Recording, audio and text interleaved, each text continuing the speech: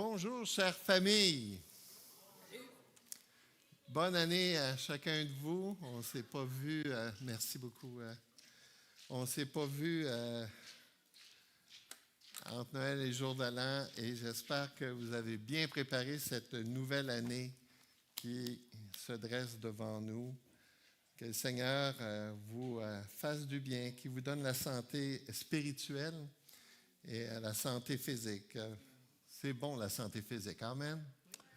Surtout quand on vieillit. Alors, je vous invite à tourner avec moi dans vos Bibles, vos agendas ou vos iPads. Actes chapitre 8. On reprend notre série du livre des Actes. On ne pense pas qu'on va continuer toujours comme ça, là, mais en tout cas, on va faire un petit bout. Je ne sais pas, Michel, quel plan, à quel moment qu'on va arrêter, là? On n'a pas déterminé, hein? Non, pas encore. Alors, Actes chapitre 8, Saul avait approuvé le meurtre d'Étienne. Il y a eu ce jour-là une grande persécution contre l'Église de Jérusalem. Et tous, excepté les apôtres, se dispersèrent dans les contrées de la Judée et de la Samarie. Des hommes pieux ensevelirent Étienne et le pleurèrent à grand bruit. Saul, de son côté, ravageait l'Église, pénétrant dans les maisons. Il en arrachait hommes et femmes et les faisait jeter en prison. Ceux qui avaient été dispersés allaient de lieu en lieu, annonçant la bonne nouvelle de la parole. Philippe étant descendu dans la ville de Samarie, il prêcha le Christ. Les foules tout entières étaient attentives à ce que disait Philippe lorsqu'elles apprirent et virent les miracles qu'il faisait. Car des esprits impurs sortirent de plusieurs démoniaques en poussant des grands cris et beaucoup de paralytiques et de boiteux furent guéris. Il y eut une grande joie dans cette ville. Il y avait auparavant dans la ville un homme nommé Simon qui, se donnant pour un personnage important, exerçait la magie et provoquait l'étonnement du peuple de la Samarie. Tous, depuis le plus petit jusqu'au plus grand, l'écoutaient attentivement et disaient « Oh, celui-ci est la puissance de Dieu, celle qui s'appelle la Grande. » Ils écoutaient attentivement parce qu'il les avait longtemps étonnés par ses actes de magie. Mais quand ils eurent cru à Philippe, qui leur annonçait la bonne nouvelle du royaume de Dieu et du nom de Jésus-Christ, hommes et femmes se firent baptiser. Simon lui-même crut, et après avoir été baptisé, il ne quittait plus Philippe, et il voyait avec étonnement les miracles et les grands prodiges qui s'opéraient. Les apôtres qui étaient à Jérusalem, ayant appris que la Samarie avait reçu la parole de Dieu, y envoyèrent Pierre et Jean. Ceux-ci, arrivés chez les Samaritains, prièrent pour eux afin qu'ils reçussent le Saint-Esprit. Car ils n'étaient pas encore descendus sur aucun d'eux. Ils avaient seulement été baptisés au nom du Seigneur Jésus. Alors Pierre et Jean leur imposèrent les mains et ils reçurent le Saint-Esprit. Lorsque Simon vit que le Saint-Esprit était donné par l'imposition des mains des apôtres, il leur offrit de l'argent, en disant « Accordez-moi ce pouvoir afin que celui à qui j'imposerai les mains reçoive le Saint-Esprit. » Mais Pierre lui dit « Que ton argent périsse avec toi, puisque tu as cru que le don de Dieu s'acquérait à prix d'argent. Il n'y a pour toi ni part ni lot dans cette affaire, car ton cœur n'est pas droit devant Dieu. Repens-toi donc de ta méchanceté et prie le Seigneur pour que la pensée de ton cœur te soit pardonnée, s'il est possible. Car je vois que tu es dans un fiel amer et dans les liens de l'iniquité. » Simon répondit, « Priez vous-même le Seigneur pour moi, afin qu'il ne m'arrive pas ce que vous avez dit. » Après avoir rendu témoignage à la parole du Seigneur et après l'avoir prêché, Pierre et Jean retournèrent à Jérusalem en annonçant la bonne nouvelle dans plusieurs villages des Samaritains. Lorsque vous partagez votre foi, lorsque il arrive que des fois, vous parlez à quelqu'un du Seigneur, puis vous voyez qu'il est tellement excité, que ça vous motive, ça vous stimule. Et là, après un certain temps, complètement désintéressé. Ou d'autres fois, vous partagez votre foi à quelqu'un, puis la personne n'est absolument pas ouverte, puis là, même elle est dure avec vous, elle résiste, tout ça. Mais après un certain temps, tout d'un coup, ouvre son cœur à Dieu et se convertit. Personne ne connaît vraiment les cœurs à qui on partage l'Évangile. Notre responsabilité à nous, c'est partager l'Évangile, mais savoir qu'est-ce que l'Évangile fait dans le cœur des personnes, on n'est pas capable de le savoir vraiment. Et aussi, non seulement on n'est pas capable de le savoir vraiment, mais parfois, c'est plus le temps qui va nous révéler si cette personne-là a vraiment compris l'Évangile. Dans notre texte d'aujourd'hui, dans le chapitre 8, on a l'histoire de deux hommes totalement différents. Simon, qu'on appelle le magicien, et dans le texte, c'est Michel, est-ce que c'est toi la semaine prochaine qui prêche sur... Alors Michel va partir, il doit être sûrement très heureux d'avoir ce passage-là, l'eunuque, l'Éthiopien qui se convertit. Deux hommes, deux personnages, deux personnes qui entendent l'Évangile, mais qui ne réagissent pas de la même façon. Des personnes dont l'Évangile fait un travail différent dans leur vie. Et c'est ce que Jésus nous a préparé lorsqu'il a enseigné la parabole des terrains. Sûrement que vous vous souvenez de cette parabole dans laquelle Jésus nous dit « Un semeur sortit pour semer, et comme il semait, une partie de la semence tomba le long du chemin. Les oiseaux vinrent et la mangèrent. Une autre partie tomba dans les endroits pierreux. Elle n'avait pas beaucoup de terre. Elle leva aussitôt parce qu'elle ne trouva pas un sol profond, mais le soleil parut et elle fut brûlée et sécha faute de racines. Une autre partie tomba parmi les épines. Les épines montèrent et l'étouffèrent. Une autre partie tomba dans la bonne terre. Elle donna du fruit, un grain 100, un autre 60 et un autre 30. Je suis content que Jésus nous a donné cette parabole-là parce que cette parabole-là nous instruit comment fonctionne le royaume. Ça fait partie d'une série de paraboles sur comment les choses vont se passer dans le futur pour l'Église. Et dans ce passage-là, ce que Jésus nous enseigne, il nous enseigne qu'est-ce qui se produit lorsqu'on prêche l'Évangile, lorsqu'on annonce l'Évangile, lorsqu'on sème l'Évangile. Il nous explique que, premièrement, lorsqu'on sème la parole, parce qu'un peu plus tard, on n'a pas le temps de le voir, mais il explique la parabole. Il explique que lorsqu'on sème l'Évangile, lorsqu'on sème la parole, il y a comme 4 terrains différents. En réalité, sûrement qu'il y en a plusieurs, mais quand même, il nous résume ici avec 4 terrains. 4 terrains, puis certains l'appellent la parabole des cœurs.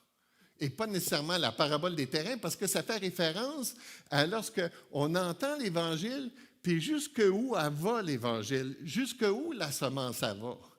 Quelqu'un dit que la plus grande distance que les hommes ont à parcourir, c'est la distance entre la tête et le cœur.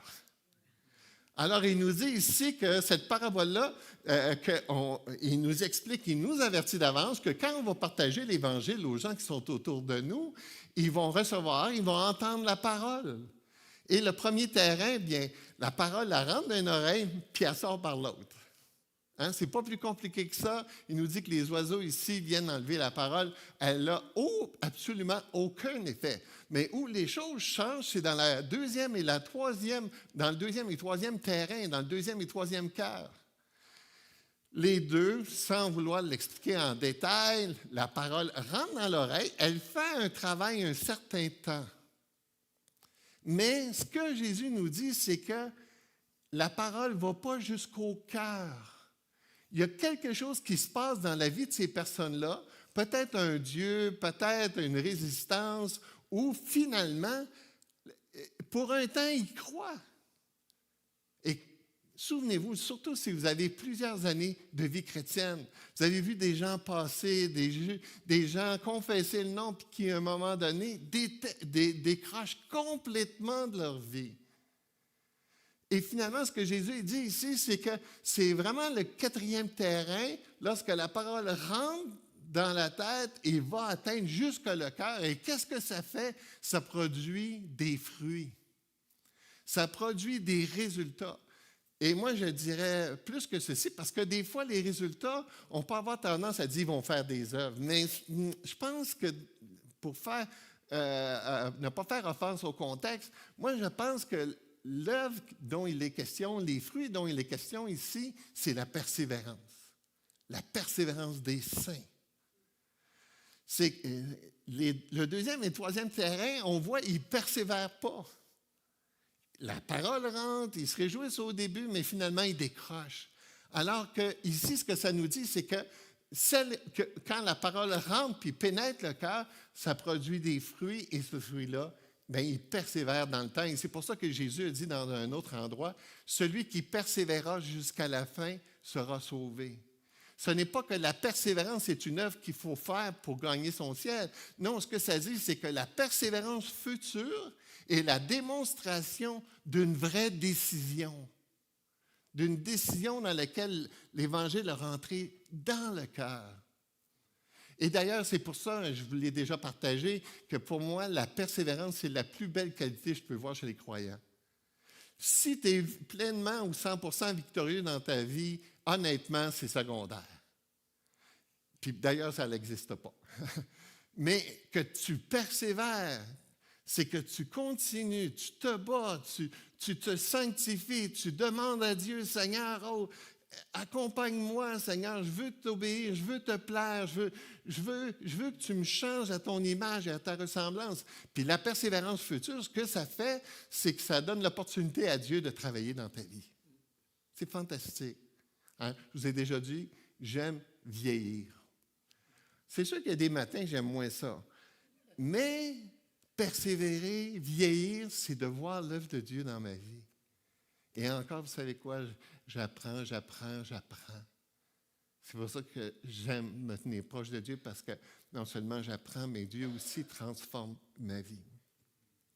Alors, notre texte aujourd'hui, bien, nous parle de quelqu'un qui a reçu l'Évangile, mais qui n'a pas vraiment compris l'Évangile.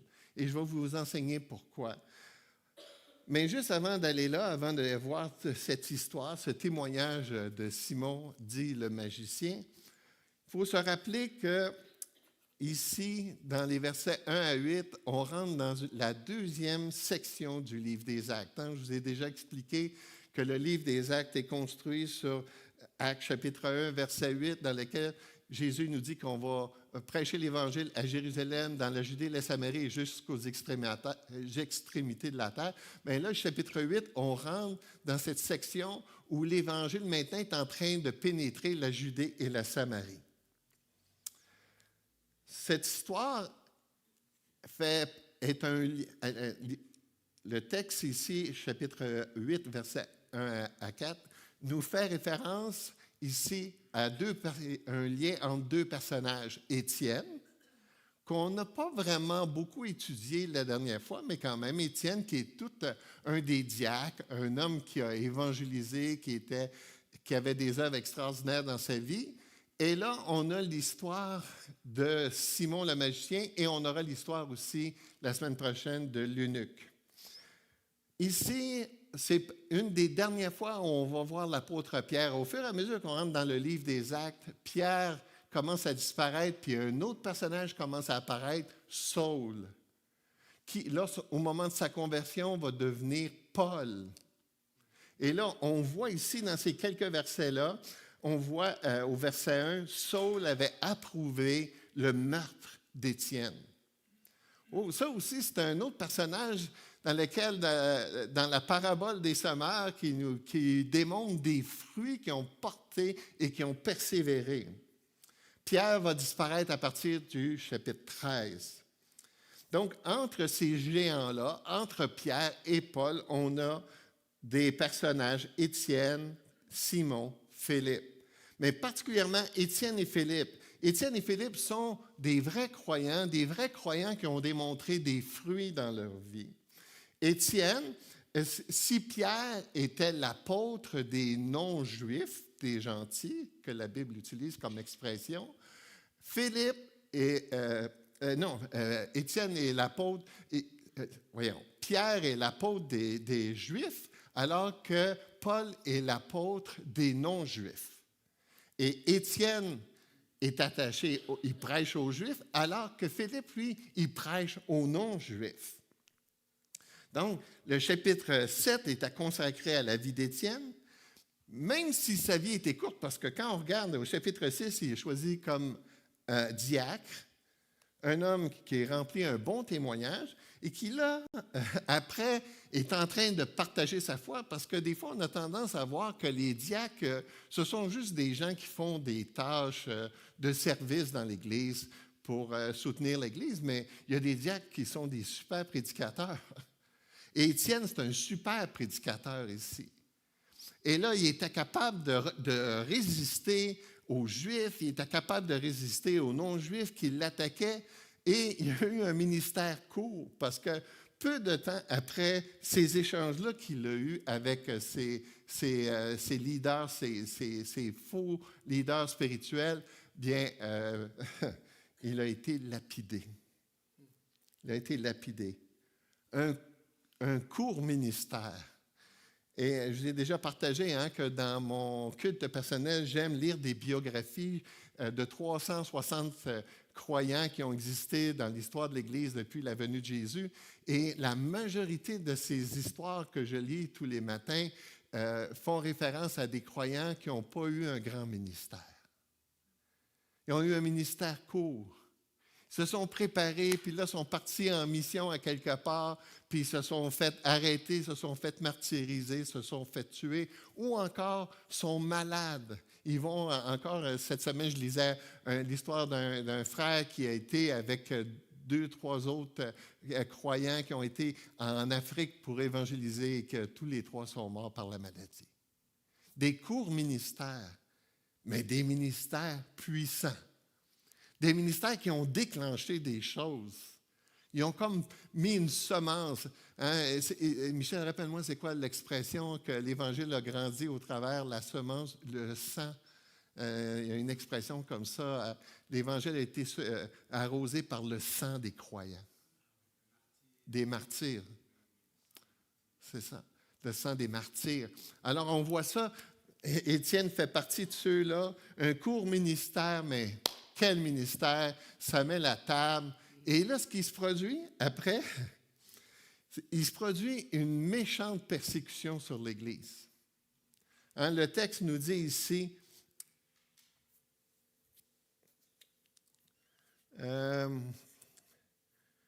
au verset 2, il y eut en ce jour-là une grande persécution contre l'Église de Jérusalem.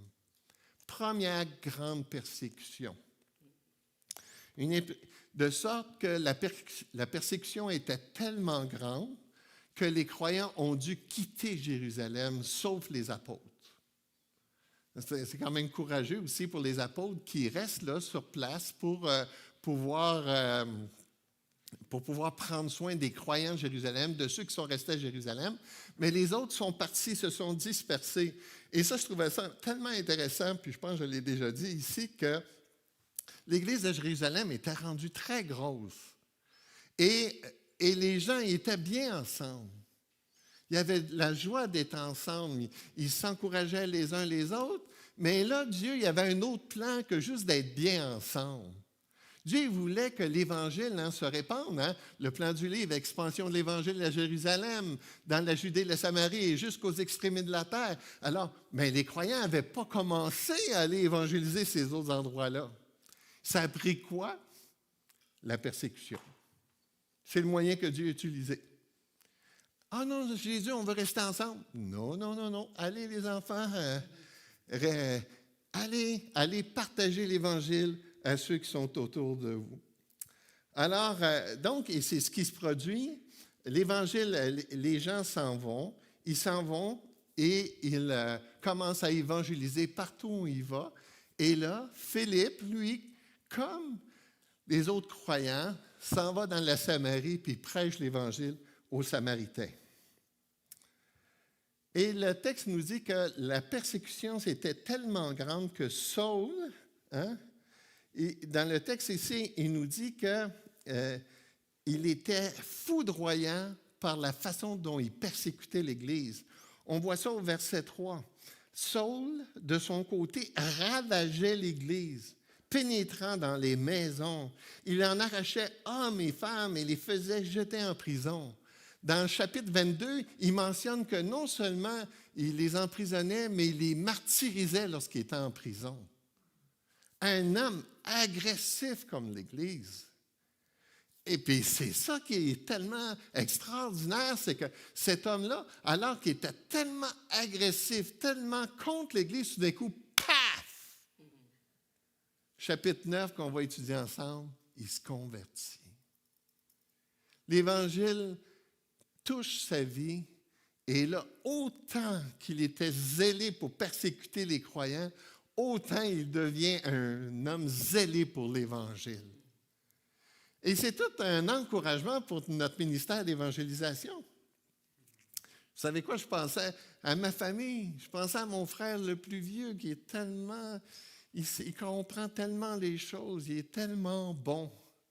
Je ne sais pas si un jour il va écouter ce message-là. Mais tu te dis, il ne se convertira jamais. On ne sait pas. Mon message que j'ai prêché la semaine passée, on ne veut pas garder Dieu d'une boîte. Dieu ne veut pas être d'une boîte. Il veut faire exploser les boîtes. Alors, toute la semaine, tous les jours, je pense à ça. Exploser la boîte, Louis. Limite pas Dieu, limite pas Dieu, limite pas Dieu. Et c'est tous ces témoignages-là qu'on a devant nous.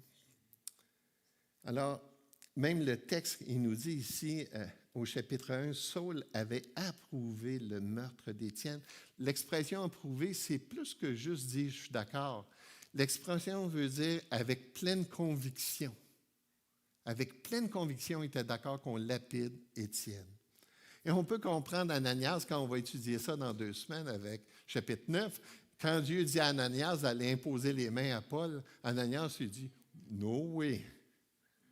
Seigneur, tu connais la réputation de cet homme-là? » Parce qu'il était vraiment agressif et persécutait l'Église de Dieu. Alors, mais Dieu nous avait préparés. Jésus nous avait préparés. Il dit ici dans Jean chapitre 16, versets 2 et 3, « Je vous ai dit ces choses afin qu'elles ne soient pas pour vous une occasion de chute. Ils vous excluront des synagogues et même l'heure vient quiconque vous fera mourir croira rendre un culte à Dieu. » C'est exactement ce que Paul a fait. Quand ils ont tué Étienne, c'est exactement à ça qu'ils pensaient. Il était sûr qu'il plaisait à Dieu. Non content du sang d'Étienne, les persécuteurs tournent leur colère contre l'Église. Et là, maintenant, ils sont assoiffés de sang. Au verset 3, Paul nous dit encore une fois, il ravageait l'Église. Le verbe ravager est utilisé une fois seulement dans le Nouveau Testament, puis il a le sens de détruire, de ruiner, de faire des dommages. Ce mot-là grec était utilisé lorsqu'on faisait référence à détruire une ville. Saul pénétrait les maisons avec violence, il ne faisait aucune exception de personnes, hommes et femmes. Et finalement, c'est pour ça que l'Église s'est dispersée, mais en se dispersant, elle ne s'est pas cachée. Elle a évangélisé partout où elle allait. Alors, voilà que l'Évangile rentre chez les non-Juifs. Parce que les Samaritains étaient considérés comme des non-Juifs parce qu'ils n'étaient pas purs de descendance. Et là, Dieu utilise Philippe qui commence à prêcher l'Évangile aux Samaritains. À partir du verset 5, entre l'histoire de ce Philippe et Philippe n'était pas un apôtre, mais un des 7 diacres, comme Étienne. C'est intéressant, sur les 7 diacres qui ont été choisis dans Acte 6, il y en a 2 dont on a une certaine biographie de leur vie. Étienne, qui malheureusement est mort assez jeune, mais Philippe, parce qu'on va le revoir aussi un petit peu plus tard dans le livre. Donc, ils n'étaient pas des apôtres, mais ils étaient fidèles à leur tâche. Comme je l'ai souligné tantôt, même si tu as un rôle de diacre, tu peux exercer des ministères spirituels. Alors, puis c'est le seul qui est appelé l'évangéliste. On n'a pas autre... Paul, il dit à Timothée, fais l'œuvre d'un évangéliste, mais Philippe ici est appelé l'évangéliste. Donc, c'est le seul dans le Nouveau Testament qui est appelé ainsi. Donc, il est avant même l'apôtre Paul un premier missionnaire évangéliste. Il est identifié comme évangéliste parce qu'il prêche l'Évangile, parce qu'il annonce l'Évangile. Comme c'était la façon à l'époque. Il prêche l'Évangile, puis là, non seulement il prêche l'Évangile, mais on l'a déjà vu ensemble au début du livre des Actes, ce que Dieu il fait, c'est qu'il confirme le ministère de Philippe l'évangéliste par les miracles. On a vu que c'était la façon dont Dieu confirmait. Quelqu'un parlait au nom de Dieu, puis les miracles soutenaient que cette personne-là parlait vraiment au nom de Dieu. Non seulement il prêchait l'Évangile, non seulement les miracles accompagnaient son ministère, mais c'est écrit au verset 6 que la foule tout entière était attentive au message de Philippe. Au verset 8, Philippe a un tel impact sur ses auditeurs que même la ville est dans la joie. Et ça, on appelle ça un réveil. Encore ce matin, je priais pour le Québec, je priais pour le Canada. Seigneur, je veux voir un réveil. J'ai tellement apprécié qu'on a chanté ce matin 2 Chroniques 7,14. Puis 2 Chroniques 7,14, ce qu'il nous dit, c'est que avant que Dieu bénisse le pays, avant que Dieu guérisse le pays, vous savez par où ça passe? Ça passe par la repentance du peuple de Dieu. Ça passe par le désir du peuple de Dieu de confesser ses péchés, puis de chercher vraiment la gloire de Dieu, de chercher vraiment à plaire à Dieu. Quand l'Église est là puis qu'elle cherche la face de Dieu, puis qu'elle a le désir de Dieu, le texte nous dit ici que Dieu va nous exaucer, puis qu'il va toucher le pays. Le réveil commence par l'Église, commence par le peuple de Dieu. Pendant que Philippe prêche l'Évangile, il y a un homme qui écoute, un homme très spécial, Simon. Il entend l'Évangile, il voit les miracles, puis il s'intéresse. Un personnage très important dans la ville, un personnage qui impressionnait la ville par les magies, par les trucs qu'il faisait. Il était tellement impressionnant, il semblait très doué. Je pense que ses habiletés étaient un mélange d'habiletés humaines, mais aussi de puissance diabolique, de puissance spirituelle qui l'accompagnait dans les choses qu'il faisait. Le texte dit qu'il exerçait la magie. C'est pour ça qu'on l'appelle Simon le magicien. Donc, cet homme-là qui avait une grande réputation, le texte dit que cet homme-là était écouté. Cet homme-là avait de la valeur, de la notoriété. Pourtant, c'était quelque chose qui déplaisait à Dieu. La magie, Dieu a dit que c'était quelque chose de mal. Il nous dit, par exemple, dans Deutéronome, qu'on ne trouve chez toi personne qui fasse passer son fils ou sa fille par le feu, personne qui exerce le métier de divin, d'astrologue, d'augure, de magicien, d'enchanteur, personne qui consulte ceux qui évoquent les morts et disent la bonne aventure, personne qui interroge les morts, car quiconque fait ces choses est en abomination à l'Éternel. C'est là qu'il était, Simon. Simon ensorcelait le peuple de Samarie.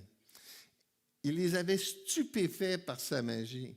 Les habitants de la ville disaient de lui, celui-ci est la grande puissance de Dieu. Donc, ces non-juifs, ces païens étaient impressionnés par les œuvres de Simon le magicien. L'engagement, mais Simon, lorsqu'il entend l'Évangile, il est ouvert à l'Évangile. Il s'intéresse à l'Évangile. Il donne l'impression d'être un vrai croyant. Mais le temps, les preuves qu'il démontre par la suite démontre le contraire. Et je vais vous le présenter pourquoi. Donc, on a d'un côté une fausse confession de foi, et la semaine prochaine, avec Michel, on va voir une vraie confession de foi. Regardons premièrement celle de Simon, une fausse confession. Le premier problème que Simon avait, c'était son opinion qu'il avait de lui-même. Simon se croyait quelqu'un d'important. Et il était quelqu'un d'important dans la ville. Et ça, c'est le premier problème majeur de l'homme. Pour comprendre l'Évangile, c'est que tant que tu crois que tu es quelqu'un d'important, combien de fois on entend ça? Hein? Moi, je pense que tu es une bonne personne. Tant que tu penses que tu es une bonne personne, tant que tu penses que tu es quelqu'un d'important, bien, tu n'es peut-être pas le bon candidat pour comprendre l'Évangile. On peut voir dans la vie de cet homme-là, hein, un homme qui était adulé par la ville, un homme qui avait de l'influence sur la ville, un homme qui avait une méchante estime de lui-même. Comme je vous parlais de mon frère hier, tantôt. Alors, ici, par ses habiletés diaboliques, c'est un homme qui avait du succès. Et donc, on peut imaginer cet homme-là préoccupé par lui-même et aussi préoccupé par son succès, parce qu'un peu plus tard, le texte nous dit qu'il était intéressé à voir ce que les apôtres avaient. Les apôtres avaient plus de succès que lui. Les apôtres étaient capables de faire des plus grands tours de magie que lui. Alors, on croit que par le texte ici, il s'intéresse, ses intentions à l'égard de Philippe, ce n'étaient pas des intentions qui étaient pures. Donc, cette personne-là, imbue d'elle-même, était une personne remplie d'orgueil. Et on le voit dans l'histoire, dans la vie de Jésus, le jeune homme riche qui, lui, était convaincu qu'il était une bonne personne, ou encore le publicain, le pharisien qui prie avec le publicain puis qui croyait qu'il était une bonne personne. Toutes ces personnes-là, dans le fond, ne sont pas des bons candidats pour l'Évangile parce qu'ils sont convaincus qu'ils sont des bonnes personnes. Et l'orgueil, c'est le principal problème de l'homme. Problème principal des problèmes de couple. Problème principal des problèmes d'Église. Mon opinion, on ne règle jamais le problème de l'orgueil. Le problème, l'orgueil, c'est quelque chose qui meurt 15 minutes après la mort. Parce que c'est là. C'est intrinsèque à toi. Tu peux avoir des paroles humbles, tu peux avoir des gestes humbles, tu peux aller dans une direction humble, mais foncièrement, tu es toujours orgueilleux. Puis ça, il faut t'accepter ça. Parce que quand tu acceptes ça, tu te méfies toujours de toi. Quand tu penses que, hey, là, je suis humble.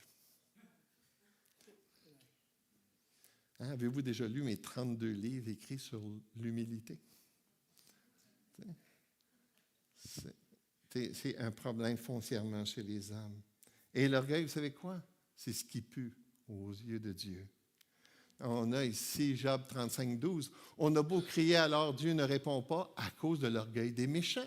Ou encore, le méchant dit avec arrogance, il ne punit point, il n'a point de Dieu. On entend ça tellement souvent, là, puis particulièrement aujourd'hui avec toute cette laïcité. Comment ils trouvent qu'on est des gens stupides? Eux, ils sont brillants.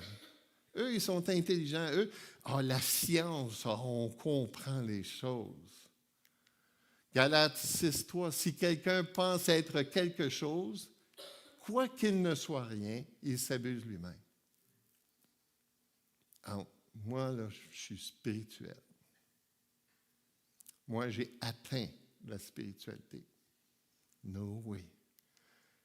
Dieu résiste aux orgueilleux, mais il fait grâce aux humbles. Alors, si tu n'adresses pas le problème de l'orgueil dans ta vie, ben, tu ne peux pas aller à l'autre étape de l'Évangile. C'est quelque chose que tu dois passer par l'humilité. Jésus, il dit, dans Matthieu 18, je vous le dis en vérité, si vous ne vous convertissez et si vous ne devenez comme le petit enfant, vous n'entrerez pas dans le royaume des cieux. C'est pourquoi quiconque se rendra humble comme ce petit enfant sera plus grand dans le royaume des cieux. Donc, la vraie grandeur dans l'Église, c'est d'être comme des petits-enfants. Et quand j'ai réfléchi à ça, qu'est-ce qui caractérise les petits-enfants? C'est deux choses, la confiance puis la dépendance. Ils ne peuvent pas fonctionner s'ils ne sont pas confiants puis dépendants vers les parents. Et avec Dieu, c'est la même chose. On veut faire... La foi, c'est un acte de confiance en Dieu. Dépendance, c'est que tu n'as pas le choix. Tu sais que tu ne peux pas. J'ai aimé les prières qu'on a faites tantôt. Seigneur, je ne peux pas vivre sans toi. J'ai absolument besoin de toi. Je vous ai déjà dit, il y a des gens qui disent, vous autres, la religion, là, c'est des béquilles. Ce n'est pas une béquille qu'on a besoin, c'est un rocher. On a besoin de la puissance de Dieu, on a besoin de la grâce de Dieu, on a besoin de la sagesse de Dieu. On ne peut pas changer les choses par nous-mêmes. Hier, j'ai écouté encore la série de Chosen. Je vous encourage à écouter ça. Là. C'est sûr, ben oui, c'est pas la Bible. Je suis d'accord. Prenez ça comme un roman. Puis hier, c'était sur le pardon. Où Pierre était confessé de pardonner à Matthieu, qui était un publicain, puis que, comme publicain, il a abusé de Simon avant sa conversion. Mais ça faisait déjà un bout qu'ils sont ensemble, puis il n'avait pas encore pardonné à Matthieu. Le pardon, c'est quoi? Tu ne peux pas pardonner à Matthieu par tes propres forces, c'est par un don, c'est Dieu qu'il faut qu'il donne cette grâce-là. Tu ne peux pas l'exercer toi-même. C'est la même chose dans le mariage, c'est la même chose dans l'Église. Il faut que ce soit Dieu qui fasse cette puissance-là. On n'est pas capable de le faire.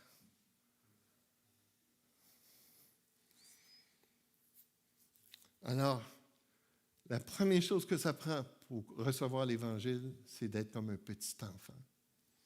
Deuxièmement, Simon avait une mauvaise compréhension du salut. Philippe a prêché l'Évangile, puis a prêché l'Évangile. Il y avait 3 thèmes qui caractérisaient l'Évangile de Philippe. Premièrement, la bonne nouvelle. La bonne nouvelle, c'est quoi?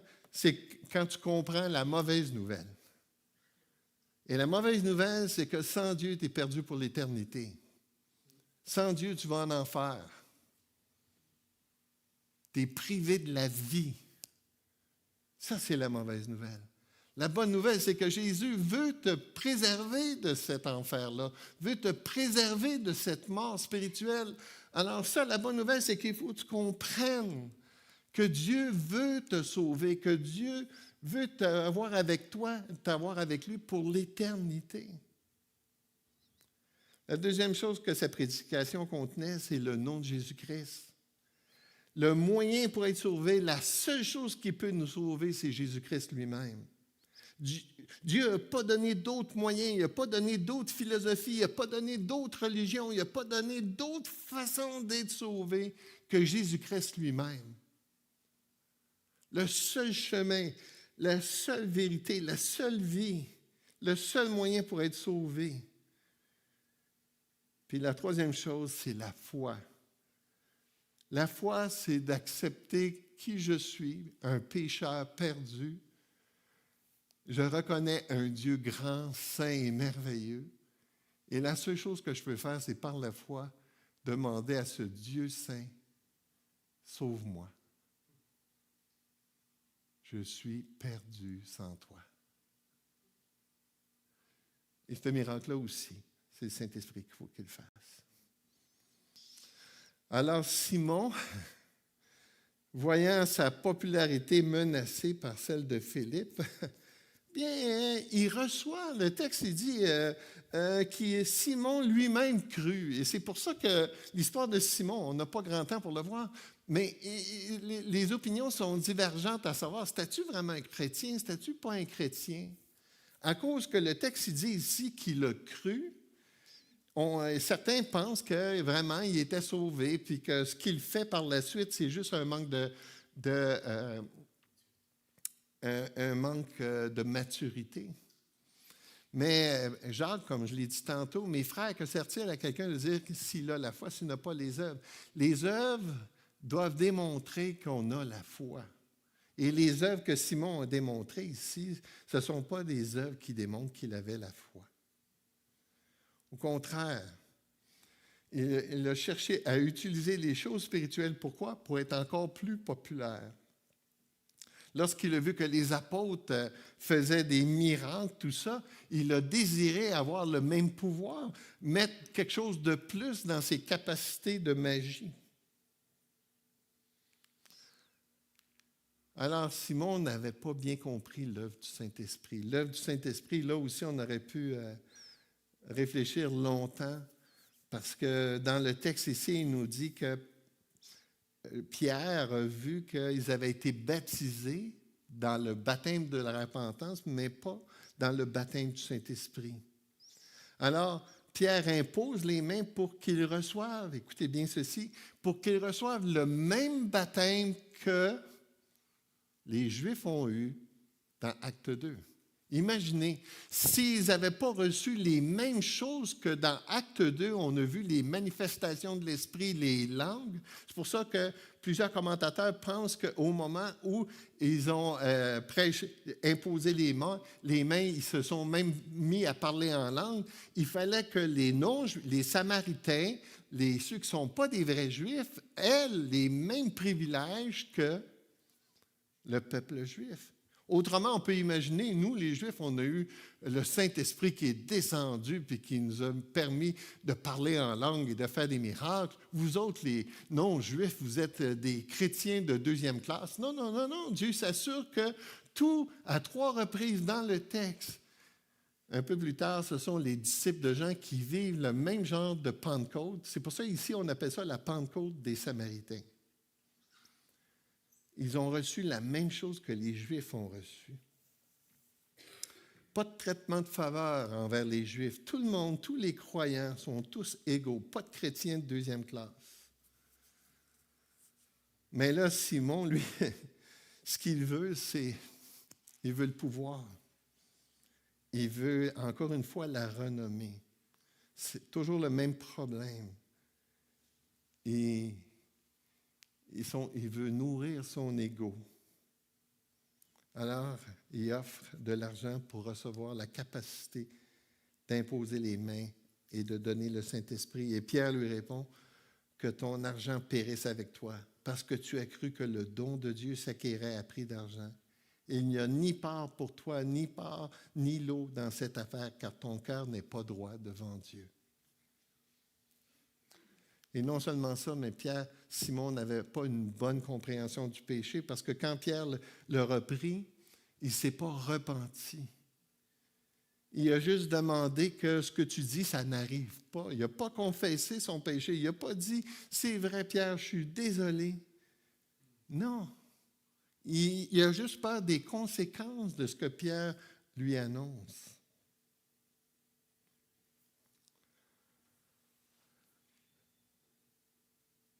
On n'a pas le temps de le voir, mais dans 2 Corinthiens 7, 8 à 10, l'apôtre Paul parle de 2 types de repentance. Une repentance selon le monde et une repentance selon Dieu. La différence entre les deux, c'est dur à voir, parce que les deux sont attristés, les deux pleurent, les deux sont affligés, mais l'une conduit vers la vie, tandis que l'autre, elle s'arrête là. Ils ont juste pleuré. On peut l'identifier même dans notre vie.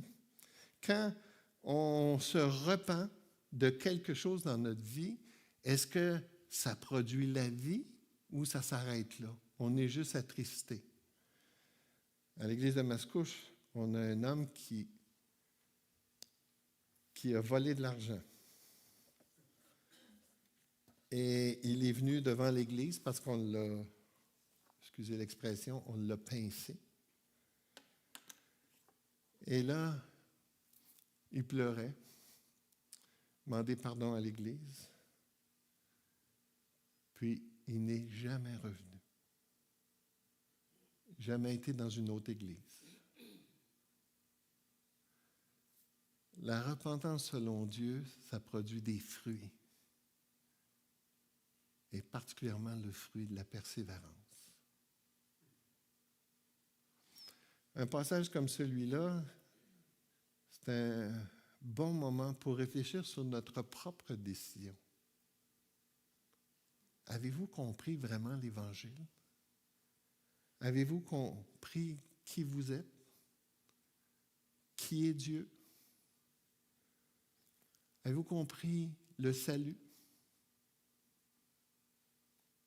Avez-vous vraiment expérimenté la vraie repentance? C'est important parce que dans Matthieu chapitre 7, à la fin du chapitre, il nous parle des personnes qui se disaient croyants et qui finalement ne l'étaient pas. Vous pouvez imaginer comment c'est dramatique de savoir que quelqu'un qui meurt, qui est convaincu qu'il est croyant et qui ne l'est pas. On peut se tromper soi-même. Alors, examinons-nous. Prions. Seigneur Jésus, je pense tellement souvent, moi-même, parce que souvent je suis dérangé par mes propres péchés. Mais Jésus, j'ai vraiment compris ta grâce. J'ai vraiment compris ton pardon. J'ai vraiment compris ton salut. Mais Seigneur, je ne sais pas dans l'Église ici, Seigneur, où tout le monde se situe. Mais Seigneur, je te prie, Seigneur, pour que celui au ciel qui n'a pas encore vraiment compris l'Évangile, que tu puisses l'interpeller maintenant.